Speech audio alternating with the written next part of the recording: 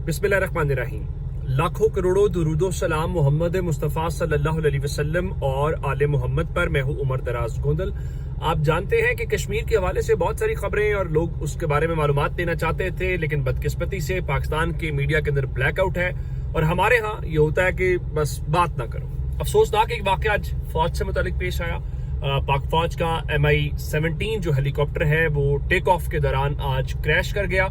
इस दौरान जो ISPR है उसने बताया कि हेलीकॉप्टर पर सवार जो तमाम अफराद हैं वो शहीद हो गए हैं। ये नहीं बताया गया कि अमले के या उसमें कौन कौन शामिल था, कितने लोग थे, इस बारे में कुछ बताया नहीं गया। जो वीडियो सर्कुलेट कर रही हैं उसमें कुछ खवातीन जो हैं वो उसके ऊपर अफसोस का इजहार करती दिखाई दे रही हैं, जिससे अंदाजा ये होता है कि कश्मीर की माएँ बहनें बेटियां किस तरीके से उस मामले पर अफसोस का इजहार कर रही थी। लेकिन उसके बाद हमने ये देखा वहां पर एक एहतजाज चल रहा है और गो के जो ज्वाइंट अवामी एक्शन कमेटी है उसको कलअदम करार दिया गया। ना सिर्फ कलअदम करार दिया गया बल्कि जो उनकी लीडरशिप है उनके ऊपर बगावत के, गद्दारी के वो मुकदमा दर्ज करने के हवाले से भी बात हुई। आज इस हवाले से आजम नजीर तारड़ जो है वो कौमी असम्बली में गुफ्तगू कर रहे थे, तो उन्होंने कहा जी जो जम्मू कश्मीर है वो हमारी शहरग है, हमें बहुत अजीज है और कश्मीर के जो अवामी मुतालिबात हैं हमने उस पर कमेटी तश्कील दी। 38 में से 35 मुतालिबात मान लिए। उनका 12 जो मुहाजिरीन की नशिस्तें हैं वो खत्म नहीं हो सकती क्योंकि जो कश्मीर कॉज है वो उसकी वजह से जिंदा है। अब जब ब्लैकआउट आप करते हैं ना तो उससे फिर प्रॉब्लम क्या होती है? प्रॉब्लम ये होती है कि फिर उससे fake news, disinformation, misinformation बहुत फैलती है। इवन आज उस हवाले से हमने ये देखा कि कौमी असम्बली के फ्लोर के ऊपर जो अपोजिशन लीडर महमूद खान अचकजई हैं वो बोले और उन्होंने कहा कि उन्होंने ओवरऑल बात की और कश्मीर का जिक्र भी किया। उनका इमरान खान बीमार हैं, उनकी मुलाकातों पर पाबंदी है, पूरे मुल्क में खून की होली खेली जा रही है, कश्मीर जल रहा है। आप उन्हें सुने वो क्या कह रहे हैं। गिलगित बल्तिस्तान में इलेक्शन में तहरीक इंसाफ को हिस्सा नहीं लेने दिया गया। इस मुल्क पर रहम करें, पूरा मुल्क जल रहा है। अब कहने का मतलब है कि आप इस चीज को रोकें या ना रोकें, आप अंदाजा इस बात से कीजिए कि पाकिस्तान हमेशा यकजहती के तौर के ऊपर बयान जारी करता था।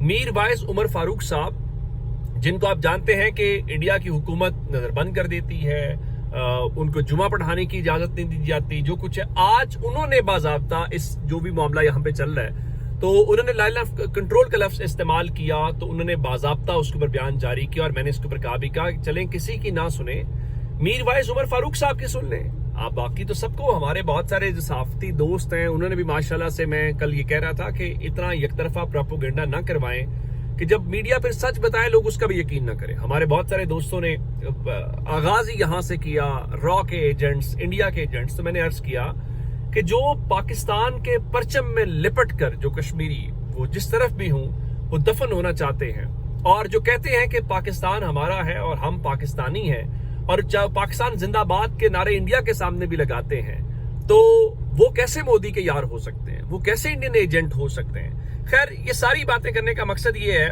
कि इससे समझ आ रही थी कि कोई अक्लमंदी का मुजाहरा नहीं हो रहा था, लेकिन आज अल्लाह का शुक्र ये है कि एक अच्छी खबर आई है जो बहुत पॉजिटिव डेवलपमेंट है।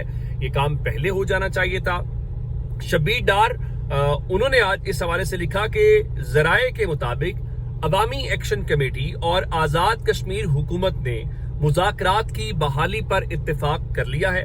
मुहाजिरीन की 12 नशिस्तों के खात्मे का मुतालिबा और अवामी एक्शन कमेटी को कलअदम करार देने के नोटिफिकेशन की वापसी का मुतालिबा मुज़ाकरात के एजेंडे में सरे फहरिस्त होंगे। मेरा ख्याल है ये मुनासिब है कि देखें, आप जो उन 12 नशिस्तों की वोटर लिस्ट है उस पर बात कर सकते हैं, उनकी फंडिंग की बात कर सकते हैं, हुकूमत गिराने में उसके अमल दखल के ऊपर बात कर सकते हैं, इसमें बात हो सकती है। कोई ऐसी बात भी नहीं है कि आप जब मुज़ाकरात में बैठते हैं तो जो कोई मुतालिबा करते हैं 100% वो अचीव हो जाना होता है। गिव एंड टेक होता है, कुछ उनके लिए विन विन सिचुएशन, कोई आपके लिए विन विन सिचुएशन।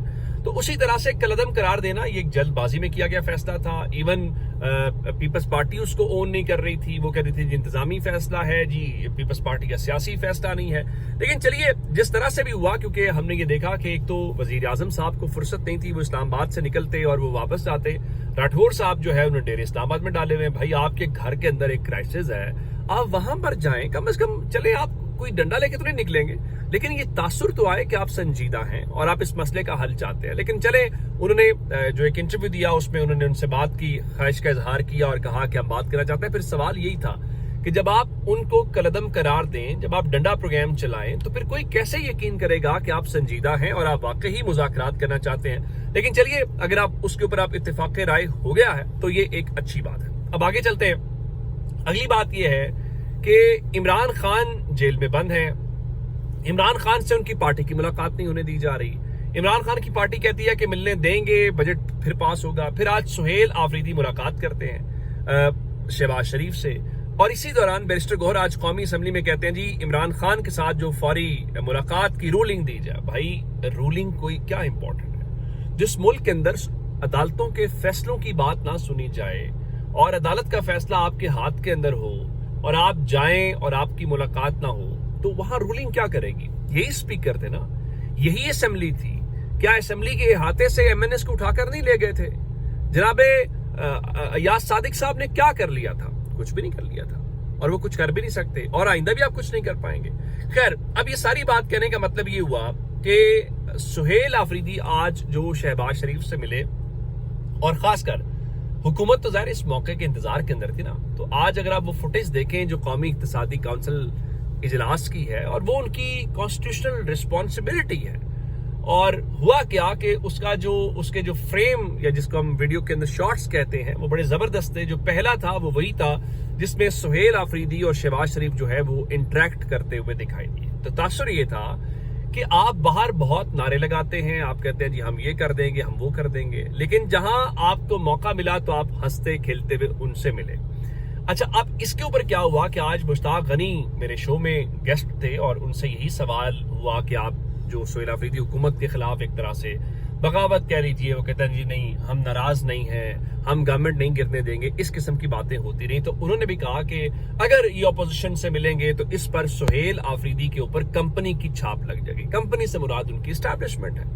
تو اب سہیل آفریدی جو ہے اگر وہ نہ ملیں تو یہ کہا جائے گا کہ دیکھیں تحریک انصاف تو بات چیت پہ بلیو نہیں کرتی، آپ راستہ نہیں نکالنا چاہتے، آپ کو کچھ نہ کچھ کرنا پڑے گا۔ اچھا، اگر وہ ملے تو پھر کیا نعرہ لگتا ہے؟ پھر یہ نعرہ لگتا ہے کہ دیکھیں آپ جو ہے جو عمران خان سے ملاقات کی اجازت نہیں دی جاتی، تو ان سے جو ہے آپ ملاقات کر رہے ہیں، تو اس کا جو مقصد ہے وہ کیا ہو سکتا ہے؟ بات بڑی سیدھی سادی ہے کہ دیکھیے جہاں پر آپ کی کانسٹیٹیوشنل ذمہ داری ہے آپ کو وہ پوری کرنی ہے۔ کیا علی امین گنڈا پور جو ہے وہ قومی اقتصادی کونسل کے اجلاس کے اندر نہیں گئے تھے؟ ایک بات۔ دوسری بات کہ کیا اس کے بعد ان کی یا تحریک انصاف کی جو لیڈرشپ ہے اس کی عمران خان سے ملاقات نہیں ہوئی تھی، یا عمران خان کو اس بات کا نالج نہیں تھا؟ کیا عمران خان اس بات کو برا مانا؟ نہیں برا مانا۔ یعنی یہ تو ویسے ہی ہے جیسے آپ کہیں کہ وہ گورنر سے کیوں مل رہے ہیں، بھائی وہ ان کے صوبے کا آئینی سربراہ ہے، اور اسی طرح سے میرے خیال اس میں کوئی کباہت نہیں ہے۔ ہاں، یہ سوال ان سے ضرور ہونا چاہیے کہ بھائی آپ عمران خان کی رہائی کے لیے کیا کر رہے ہیں؟ آپ نے کنٹینر تیار کیا تھا، وہ کنٹینر کہاں پہ گیا؟